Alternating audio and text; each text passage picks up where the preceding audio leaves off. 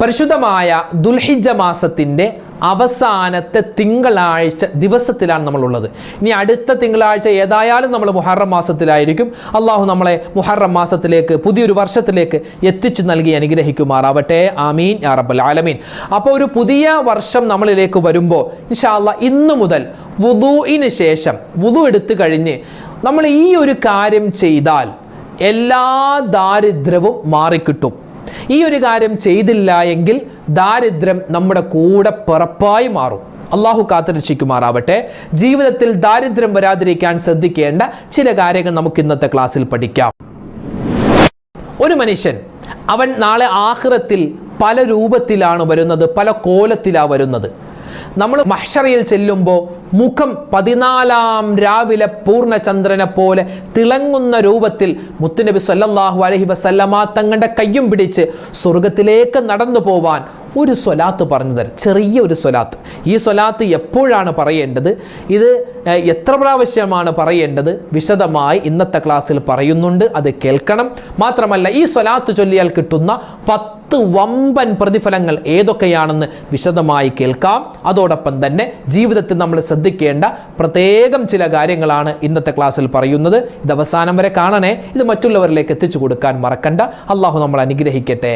ആമീൻ. അസ്സലാമു അലൈക്കും വറഹ്മത്തുള്ളാഹി തആല വബറകാതുഹു. ബിസ്മില്ലാഹിർ റഹ്മാനിർ റഹീം. അൽഹംദുലില്ലാഹി റബ്ബിൽ ആലമീൻ. വസ്സലാത്തു വസ്സലാമു അലാ സയ്യിദിനാ മുഹമ്മദിൻ വഅലാ ആലിഹി വസ്വഹ്ബിഹി അജ്മഈൻ.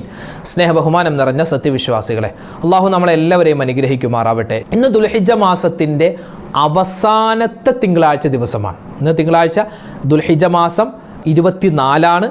അതായത് ഇനി ഏകദേശം ഒരു 6 അല്ലെങ്കിൽ 5 ദിവസം മാത്രമേ നമുക്കുള്ളൂ. പുതിയ മാസം, പുതിയൊരു വർഷം നമ്മളിലേക്ക് കടന്നു വരികയാണ് ഇൻഷാ അല്ലാഹ്. മുഹറം മാസവുമായി ബന്ധപ്പെട്ട് നമ്മൾ ശ്രദ്ധിക്കേണ്ട, പറയേണ്ട, ചെയ്യേണ്ട കാര്യങ്ങളൊക്കെ വരുന്ന ദിവസങ്ങൾ നമുക്ക് ചർച്ച ചെയ്യാം.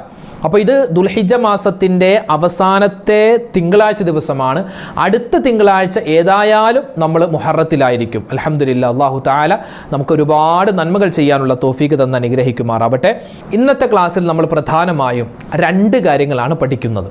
നിരവധി പേര് ചോദിച്ചിരുന്നു, ഉസ്താദെ, ജീവിതത്തിൽ വലിയ പ്രയാസമാണ്. പ്രയാസം എന്ന് പറഞ്ഞാൽ നല്ല ശമ്പളമുണ്ട്, നല്ല പൈസ ഉണ്ട്, നല്ല വീടുണ്ട്, എല്ലാം ഉണ്ട്. ഒരു റാഹത്തില്ല, ഒരു ബറക്കത്തില്ല, ഒരു ഐശ്വര്യമില്ല. മറ്റു ചില ആളുകൾ പറയുന്നത് പണ്ടൊക്കെ കയ്യിൽ പൈസയൊന്നുമില്ല, ചെറിയ വീടൊക്കെ ആയിരുന്നു, പക്ഷെ സമാധാനം, സ്വസ്ഥതയുണ്ടായിരുന്നു. ഇന്ന് നല്ല വീടുണ്ട്, ഒരുപാട് ശമ്പളമുണ്ട്, നല്ല കാറുണ്ട്, പക്ഷേ ഒരു സ്വസ്ഥതയില്ല, സമാധാനമില്ല. എപ്പോഴും എന്തൊക്കെയോ മനസ്സിന് ഇങ്ങനെ ഒരു പ്രയാസം പോലെ, പ്രശ്നം പോലെയാണ് എന്ന് 2 വിഷമവും പറയുന്ന ആളുകളുണ്ട്. സത്യത്തിൽ ഇതിൻ്റെ പേരാണ് ഫഖർ എന്ന് പറയും. ഫഖർ എന്ന് പറഞ്ഞാൽ അതിൻ്റെ മലയാള അർത്ഥം ദാരിദ്ര്യം. ദാരിദ്ര്യം എന്ന് പറഞ്ഞാൽ കയ്യിൽ പൈസ ഇല്ല, അല്ലെങ്കിൽ ഭക്ഷണമില്ല, വെള്ളമില്ല, അതുമാത്രമല്ല നമുക്കൊരു സമാധാനമില്ല, അതും ഫഖറിൽപ്പെട്ടതാണ്, ദാരിദ്ര്യത്തിൽപ്പെട്ടതാണ്. വേണ്ട സമയത്ത് വേണ്ടത് കിട്ടാതിരിക്കുക, അത് ദാരിദ്ര്യമാണ്. അങ്ങനെ നോക്കുകയാണെങ്കിൽ നമുക്കൊക്കെ ദാരിദ്ര്യമുണ്ട്. ഒരു ഉദാഹരണം പറഞ്ഞാൽ, ഒരു 5 രൂപ നമുക്ക് വേണം. ഇപ്പോൾ നമ്മൾ ഹോസ്പിറ്റലിൽ ചെന്നു, ചീട്ടെടുക്കണം. 5 രൂപയാണ് ചീട്ടെടുക്കാൻ. ചുമ്മാ ഒന്ന് വിചാരിക്കുക, നമ്മുടെ കയ്യിൽ നോട്ടുമില്ല, ചില്ലറ പൈസയുമില്ല, പക്ഷേ ഗൂഗിൾ പേയിൽ 1 ലക്ഷം രൂപയുണ്ട്. എന്തെങ്കിലും ഗുണമുണ്ട് ആ സമയത്ത്? അവിടെ നോക്കുമ്പോൾ സ്കാനിങ്ങും ചെയ്യാനില്ല. പിന്നെ എന്ത് ചെയ്യും? നമ്മുടെ അടുത്തുള്ള ആൾക്ക് ഒരു 5 രൂപ ഗൂഗിൾ പേ ചെയ്തിട്ട് അയാളുടെ കയ്യിൽ നിന്ന് വാങ്ങും. അങ്ങനെയൊക്കെ എത്രയോ അനുഭവം നമുക്കൊക്കെ ഉണ്ടായിട്ടുണ്ട്. ആ ഒരു സമയത്ത്, അതായത് വേണ്ട സമയത്ത് വേണ്ട നമുക്ക് കിട്ടിയില്ല. അതെന്താണ്? ഫഖറിൽപ്പെട്ടതാണ്, ദാരിദ്ര്യത്തിൽപ്പെട്ടതാണ്. അത് ഇന്നത്തെ ആധുനിക ദാരിദ്ര്യമാണ് കേട്ടോ. അത് ഇങ്ങനെ നോക്കുകയാണെങ്കിൽ നമ്മുടെ ജീവിതത്തിൽ നമ്മൾ ശ്രദ്ധിക്കാത്ത ചില കാര്യങ്ങൾ കൊണ്ടാണ് നമുക്കിങ്ങനെ ഒരു അവസ്ഥ വരുന്നത്. അല്ലാഹു തആല ഇത്തരത്തിലുള്ള ഒരു ദാരിദ്ര്യത്തെ തൊട്ട് നമ്മളെല്ലാവരെയും പടച്ച തമ്പുരാൻ കാത്തു രക്ഷിക്കുമാറാവട്ടെ. ആമീൻ. അപ്പോൾ ഇൻഷാ അല്ലാഹ് ഇന്നു മുതൽ അത്തരത്തിലുള്ള ദാരിദ്ര്യ അവസ്ഥകളൊക്കെ മാറാൻ ശ്രദ്ധിക്കേണ്ട ചില കാര്യങ്ങളുണ്ട്. നമ്മൾ ജീവിതത്തിൽ ചെയ്യുന്ന, നമ്മൾ നിസ്സാരമായി കാണുന്ന, നമ്മൾ ശ്രദ്ധിക്കുക പോലുമില്ലാത്ത ചില കാര്യങ്ങൾ കൊണ്ട് നമ്മുടെ ജീവിതത്തിൽ പല അബദ്ധങ്ങളും പല ദാരിദ്ര്യങ്ങളും ഉണ്ടാവാറുണ്ട്. അതിൽപ്പെട്ട ഒന്നാമത്തെ കാര്യം, നമ്മൾ ധരിച്ചിരിക്കുന്ന വസ്ത്രം ആ ധരിച്ച രൂപത്തിൽ തന്നെ തുന്നുക എന്ന് പറയാറുണ്ട്. ഇപ്പോൾ നമ്മൾ ഒരു ഷർട്ട് ഷർട്ട് ഇട്ടപ്പോൾ അടിയിലത്തെ ബട്ടൺസ് അല്ലെങ്കിൽ ഇവിടുത്തെ ബട്ടൺസ് പൊട്ടിപ്പോയി.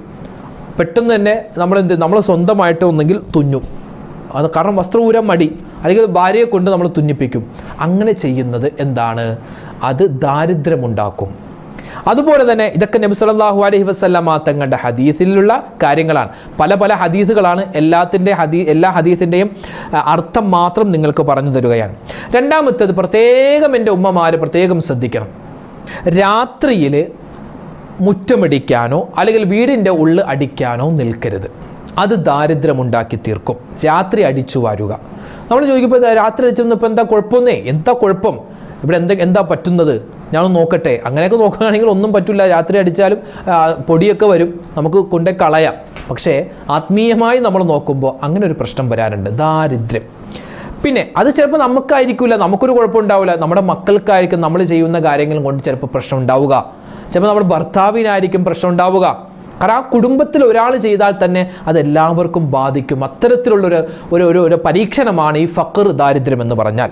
പിന്നെ അടിച്ചു വാരിയിട്ട് വീടിൻ്റെ മൂലയിൽ ദിവസങ്ങളോളം കൂട്ടിയിടുന്ന ആൾ. ഇപ്പോൾ നമ്മളിപ്പോൾ ഒന്ന് അടിച്ചു വാരി ഒരു സ്ഥലത്ത് കൂട്ടിയിട്ടു, മറ്റ് റൂം അടിക്കാൻ വേണ്ടി പോയി, അപ്പോൾ ആ കൂട്ടിയിട്ടത് കൊണ്ട് ദാരിദ്ര്യം വരുമെന്നല്ല പറഞ്ഞത്. എല്ലാ ദിവസവും അടിച്ചിട്ട് ഒരു സ്ഥലത്ത് എന്തെങ്കിലും കൂട്ടിയിടുക, അത് ദാരിദ്ര്യമുണ്ടാക്കും. പിന്നെ ഇന്നത്തെ കാലത്ത് ആണും പെണ്ണും ചെറുതും വലുതും എല്ലാവരും ചെയ്യുന്ന ഒരു ദാരിദ്ര്യമുണ്ടാക്കുന്ന കാര്യമാണ് മഴയെ കുറ്റം പറയുക, കാറ്റിനെ. ഒടുക്കത്ത മഴ, നശിച്ച കാറ്റ്, അല്ലേ? പൊരിഞ്ഞ ചൂടെന്നായിരിക്കും ഇന്നലെ പറഞ്ഞത്.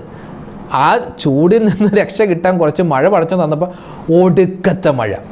ഇങ്ങനെ ശാപവാക്ക് പറയുക, നല്ല മഴയാണ് കേട്ടോ.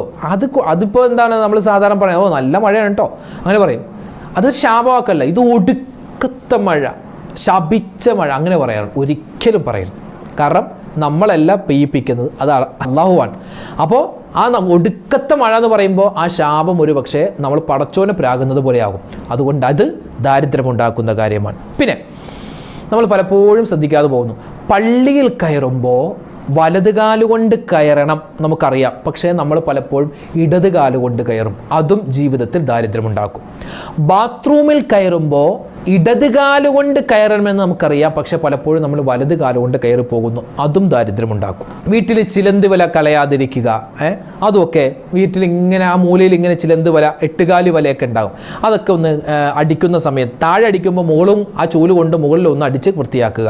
അതുപോലെ തന്നെ നിസ്കാരത്തെ നിസ്സാരമാക്കുക, അതും ദാരിദ്ര്യത്തെ ഉണ്ടാക്കുന്ന കാര്യം. അതൊക്കെ ഇന്ന് നോക്കുമ്പോൾ എത്രയോ സത്യമാണ്, ഇനിയുണ്ടല്ലോ, സമയമുണ്ടല്ലോ, അങ്ങനെ ഒരു ചിന്ത. അതിപ്പോൾ ആണിനും പെണ്ണിനും ഒക്കെ എല്ലാവർക്കും ഉള്ള ചിന്തയാണ്.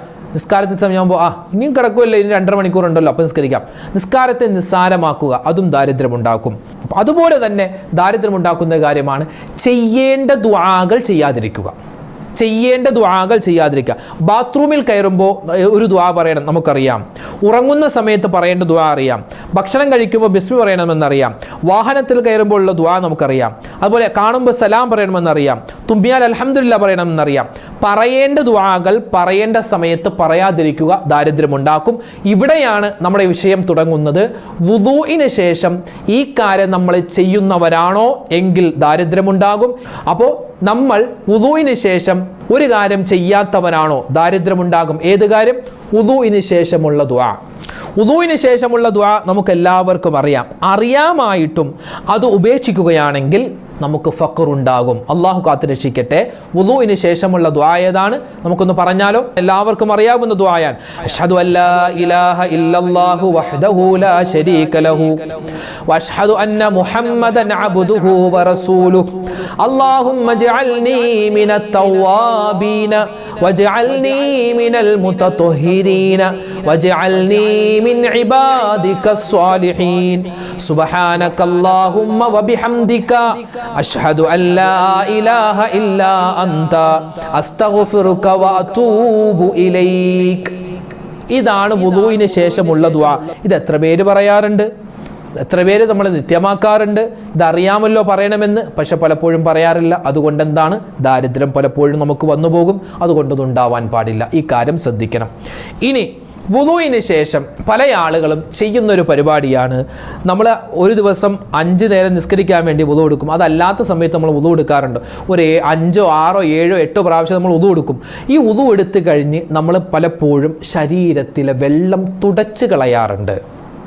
അത് പല ആളുകളും സംശയം ചോദിക്കാറുണ്ട്. അത് ഈ ശരീരത്തിൽ നമ്മൾ ഉദു എടുത്തു കഴിഞ്ഞാൽ വെള്ളം ഉണ്ടാവില്ല, ആ വെള്ളം തുടച്ച് കളയാമോ, ദാരിദ്ര്യം ഉണ്ടാക്കുമെന്ന് കേട്ടല്ലോ എന്ന്. ഇവിടെ നമ്മൾ ഒരു ഹദീസ് നമുക്കൊന്ന് പരിശോധിക്കാം. മഹാനായ ഇമാം മുസ്ലിം തങ്ങൾ അവിടുത്തെ കിതാബിൽ കൊണ്ടുവരുന്ന ഹദീസാണ്. നബി സല്ലല്ലാഹു അലൈഹി വസല്ലമ തങ്ങൾ ഒരു ദിവസം വുദു എടുത്തു. നബി തങ്ങൾ വുദു എടുത്തു കഴിഞ്ഞപ്പോൾ ഒരു സഹാബി സുമ്മ അതൈതുഹു ബിൽ മിന്ദീലി ഫറദ്ദഹു, അതായത് ആ ഒരു സ്വഹാബി കൊണ്ടുവന്ന് നബി സല്ലല്ലാഹു അലൈഹി വസല്ലമ തങ്ങൾക്ക് ആ ശരീരത്തിലെ കയ്യിലെയും മുഖത്തേക്ക് വെള്ളം തുടക്കാൻ വേണ്ടി ഒരു തുകർത്ത് മിന്തിയിൽ ടവല് കൊണ്ടുവന്ന് കൊടുത്തു. നബി തങ്ങൾ പറഞ്ഞു വേണ്ടാന്ന്. കാരണം എന്താ? അത് നബി തങ്ങൾ സല്ലല്ലാഹു അലൈഹി വസല്ലമ തങ്ങൾ ഇഷ്ടപ്പെട്ടില്ല, തുടച്ചില്ല. ഈ ഒരു ഹദീസ് കൊണ്ട് മഹത്തുക്കൾ വിധി പറഞ്ഞു, എന്ത്? തുടക്കാൻ പാടില്ല. തുറക്കാൻ പാടില്ല, കറാഹത്താണ്, അത് സുന്നത്തിന് എതിരാണ് എന്ന് വിധി പറഞ്ഞ ആളുകളുണ്ട്. അപ്പം അതുകൊണ്ട് ഈ ഹദീസ് വെച്ച് നമ്മൾ നോക്കുമ്പോൾ നമുക്ക് പറ്റുമെങ്കിൽ, കഴിയുമെങ്കിൽ നമ്മൾ ആ വെള്ളം അങ്ങനെ തന്നെ വെക്കലാണ് നല്ലത്. അതായത് വുദു എടുത്തു കഴിഞ്ഞ് മുഖത്തിലെ വെള്ളം, നമ്മളെ കയ്യിലെ വെള്ളമൊക്കെ തുടച്ച് കളയാതിരിക്കലാണ് നല്ലത്. ഇനി മഹാനായ ഇമാം നബവി റഹ്മത്തുള്ളാഹി അലൈഹി ഈ ഒരു ഹദീസിനെ വിശദീകരിച്ചുകൊണ്ട് പറയുന്നു, തുടക്കാതെ, അതായത് നമ്മൾ വുദു എടുത്തു കഴിഞ്ഞാൽ മുഖവും കൈയൊക്കെ തുടക്കാതെ വെക്കലാണ് നല്ലത്. നബി സല്ലല്ലാഹു അലൈഹി വസല്ലമ തങ്ങൾ തുടച്ചില്ല. അപ്പോൾ നബി തങ്ങൾ തുടച്ചില്ല, ചിലപ്പോൾ അതിന് കാരണം നല്ല ചൂടുള്ള സമയമായിരിക്കും. ആ ചൂടുള്ള സമയത്ത് നബി സല്ലല്ലാഹു അലൈഹി വസല്ലമ തങ്ങൾ ആ തണുത്ത വെള്ളം കൊണ്ട് വുദു എടുത്തപ്പോൾ ആ വെള്ളം അവിടെ തന്നെ ഇരുന്നോട്ടെ, കാരണം ചൂടല്ലേ എന്ന് വിചാരിച്ചിട്ടായിരിക്കാം നബി തങ്ങൾ തുടക്കാതിരുന്നത് എന്ന് ഇതിന് വിശദീകരണം തരുന്നു. അതായത് ചൂടുള്ള സമയത്ത് ചിലപ്പോൾ നമ്മൾ വുദു എടുക്കുന്ന സമയത്ത് വെള്ളം ചൂടായിരിക്കും.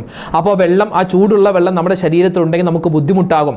അല്ലെങ്കിൽ തണുത്ത കാലാവസ്ഥയാണ്, തണുത്ത വെള്ളം കൊണ്ടാണ് നമ്മൾ വുദു എടുത്തത്, ആ സമയത്ത് ആ വെള്ളം നമ്മുടെ ശരീരത്തിലുള്ളത് കൊണ്ട് നമുക്ക് ബുദ്ധിമുട്ടുണ്ടാകും. അതുകൊണ്ട് തുടക്കാം, കുഴപ്പമില്ല.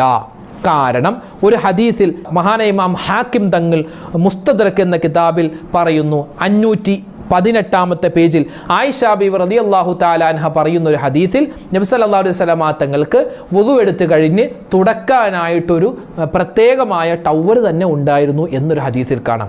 അപ്പോൾ 2 രൂപത്തിലും ഹദീസ് വന്നിട്ടുണ്ട്. മിൻഹാജ് എന്ന കിതാബിൽ ഇമാം നവവി തങ്ങൾ പറയുന്നു, പരമാവധി നമുക്ക് പറ്റുമെങ്കിൽ ആ വെള്ളം തുടക്കാതിരിക്കലാണ് നല്ലത്. പക്ഷേ എന്തെങ്കിലും ബുദ്ധിമുട്ടുണ്ട്, അതായത് എന്തെങ്കിലും രോഗമുണ്ട്, അല്ലെങ്കിൽ അസ്വസ്ഥതയുണ്ട്, അല്ലെങ്കിൽ നല്ല തണുപ്പാണ്, അല്ലെങ്കിൽ നല്ല ചൂടാണ്, അങ്ങനെയൊക്കെയാണെങ്കിൽ തുടച്ച് കളയാം, കുഴപ്പമില്ല. അപ്പോൾ പറ്റുമെങ്കിൽ ആ വെള്ളം അവിടെ ഇരുന്നോട്ടെ. ഇനി എന്തെങ്കിലും ബുദ്ധിമുട്ടുണ്ടെങ്കിൽ അത് തുടച്ചെന്ന് പറഞ്ഞാൽ കുഴപ്പമില്ല. അപ്പോൾ ഈ കാര്യം നമ്മൾ ശ്രദ്ധിക്കേണ്ടതുണ്ട്. ഇതാണ് വുദുവിൻ്റെ നമ്മൾ ശ്രദ്ധിക്കേണ്ട കാര്യങ്ങൾ. ഇനി വുദു എടുത്തു കഴിഞ്ഞ് നമ്മൾ ഇനി പറയാൻ പോകുന്ന ഒരു സ്വലാത്ത്, ചെറിയ സ്വലാത്ത്. ഈ സ്വലാത്ത് പറഞ്ഞാൽ നമുക്ക് വുദു എടുത്താൽ തന്നെ പ്രതിഫലം എന്താ? നാളെ ആഖിറത്തിൽ വരുമ്പോൾ നബി സല്ലല്ലാഹു അലൈഹി വസല്ലമ തങ്ങൾ വുദുവിൻ്റെ അവയവങ്ങൾ, നമ്മുടെ മുഖവും നമ്മുടെ കയ്യും കാലും തലയും ഒക്കെ പ്രകാശിക്കുന്നവരായി കാണും. അങ്ങനെയാണ് നബി സല്ലല്ലാഹു അലൈഹി വസല്ലമ തങ്ങൾ തൻ്റെ ഉമ്മത്തിനെ തിരിച്ചറിയുക എന്നൊരു ഹദീസിലുണ്ട്. അപ്പോൾ വുദു എടുത്താൽ എന്താ പ്രതിഫലം? നമ്മുടെ മുഖം പ്രകാശിക്കും. എപ്പോൾ? ആഖിറത്തിൽ.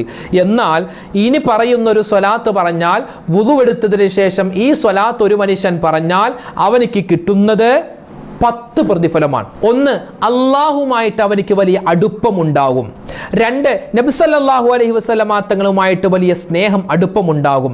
3, നടക്കില്ലെന്ന് ഉറപ്പിച്ച കാര്യം അള്ളാഹു നടത്തി കൊടുക്കും. 4, കുടുക്കിൽ നിന്നും അള്ളാഹു ഊരിക്കൊടുക്കും.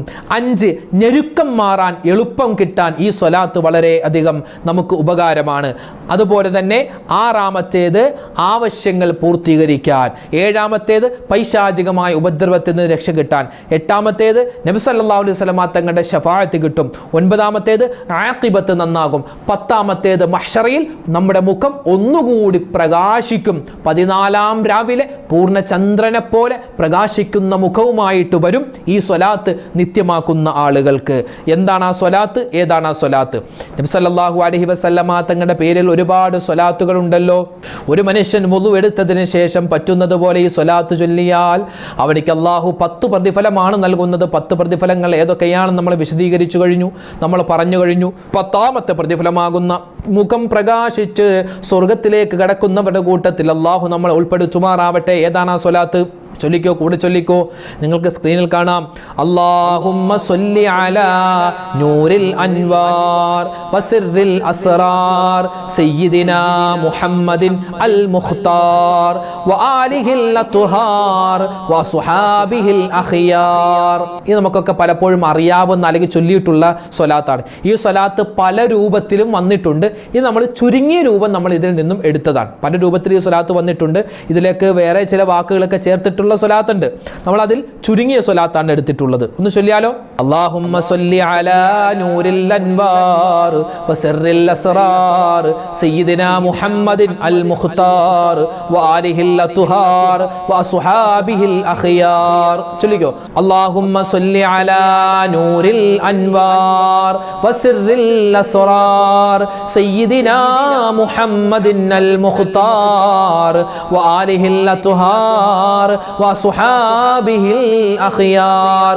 അല്ലാഹുമ്മ സ്വല്ലി അലാ നൂറിൽ അൻവാർ വസിറിൽ അസ്റാർ സയ്യിദിനാ മുഹമ്മദിൻ അൽ മുഖ്താർ വആലിഹിൽ അത്ഹാർ വസുഹാബിഹിൽ അഖിയാർ. അല്ലാഹുമ്മ സ്വല്ലി അലാ നൂറിൽ അൻവാർ വസിറിൽ അസ്റാർ സയ്യിദിനാ മുഹമ്മദിൻ അൽ മുഖ്താർ വആലിഹിൽ അത്ഹാർ വസുഹാബിഹിൽ അഖിയാർ. അപ്പോൾ അൽഹംദുലില്ലാഹ്, പരിശുദ്ധമായ വുദു, ആ വുദു എടുക്കുന്ന സമയത്ത് നമ്മൾ ശ്രദ്ധിക്കേണ്ട ചില കാര്യങ്ങളുണ്ട്. അതൊക്കെ നമ്മൾ മുമ്പ് പറഞ്ഞിട്ടുണ്ട്, ഇനി അങ്ങോട്ട് കിടക്കുന്നില്ല. അപ്പോൾ വുദു എടുത്തതിന് ശേഷം ഒരു ദുആയുണ്ട്. ആ ദുആ നമ്മൾ പറഞ്ഞു. ആ ദുആ കഴിഞ്ഞ് നമ്മൾ ഈ ഒരു സ്വലാത്ത് ഒരു പ്രാവശ്യം ചൊല്ലിയാൽ മതി, ഒരൊറ്റ പ്രാവശ്യം. ഈ സ്വലാത്ത് കാണാതെ പഠിക്കാൻ പറ്റുന്നവർ പഠിക്കുക. ഇത് നമ്മൾ അവിടെ വെച്ച് തന്നെ ചൊല്ലണമെന്നില്ല. നമ്മൾ വുദു എടുത്ത് കഴിഞ്ഞ് നമ്മൾ മൊബൈലിൽ നോക്കിയിട്ട് ഈ സ്വലാത്ത് വെറുതെ ചൊല്ലിയാൽ മതി. വുദു എടുത്ത് കഴിഞ്ഞിട്ട് മൊബൈലിൽ നോക്കി അല്ലെങ്കിൽ ഒരു പേപ്പറിൽ എഴുതി വെച്ചിട്ടെല്ലാം നമ്മുടെ ബുക്കിൽ എഴുതി വെച്ചിട്ട് അത് നോക്കി ഒരു പ്രാവശ്യം ചൊല്ലിയാൽ മതി. പിന്നെ അതുപോലെ തന്നെ ദാരിദ്ര്യം ഉണ്ടാക്കുന്ന ചില കാര്യങ്ങൾ പ്രത്യേകം സൂക്ഷിക്കേണ്ട, പ്രത്യേകിച്ച് വുദുവിന് ശേഷം നമ്മൾ സൂക്ഷിക്കേണ്ട ചില കാര്യങ്ങളും പറഞ്ഞിട്ടുണ്ട്. അപ്പോൾ ഈ കാര്യങ്ങളൊക്കെ ശ്രദ്ധിക്കണേ. അല്ലാഹു തആല ഈ പറഞ്ഞ സ്വലാത്തിൻ്റെ ബർക്കത്ത് കൊണ്ട്, അതുപോലെ തന്നെ ഈ ദുആഇൻ്റെ ഈ സദസ്സിൻ്റെ ബർക്കത്ത് കൊണ്ട് നമ്മുടെ എല്ലാ പ്രയാസങ്ങളും അല്ലാഹു മാറ്റിത്തരട്ടെ. നമ്മുടെ ഹലാലായ മുറാദുകൾ അല്ലാഹു ഹാസിലാക്കട്ടെ. വേദനകൾ, വിഷമങ്ങൾ, സങ്കടങ്ങൾ പടച്ചവൻ മാറ്റിത്തരട്ടെ. ആമീൻ യാ റബ്ബൽ ആലമീൻ. അസ്സലാമു അലൈക്കും വറഹ്മത്തുള്ളാഹി വബറകാതുഹു.